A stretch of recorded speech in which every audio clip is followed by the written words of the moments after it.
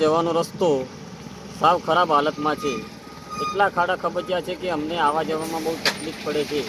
અને આ રસ્તો તાત્કાલિક ધોરણે રિપેર થવા જોઈએ તેવી સંભાવના છે. અને આ રસ્તા પર બહુ ગ્રામજનો અમે આવતા જતા છીએ, તેથી બહુ તકલીફ બી પડે છે. તથા અવારનવાર અમે પડી બી જઈએ છીએ, અમારો અકસ્માત બી થાય છે. તેથી આ રસ્તો તાત્કાલિક ધોરણે ગમે તે અહીંની કામગીરી કરતા હોય એ તાત્કાલિક આ રસ્તો રિપેર કરે. અને હમણાં આ રસ્તાની આ પોઝિશન છે, તો ચોમાસું આવશે ત્યારે રસ્તાની શું હાલત થશે તે તમે જોઈ લો. આ રસ્તો કઈથી કઈ જોડે છે?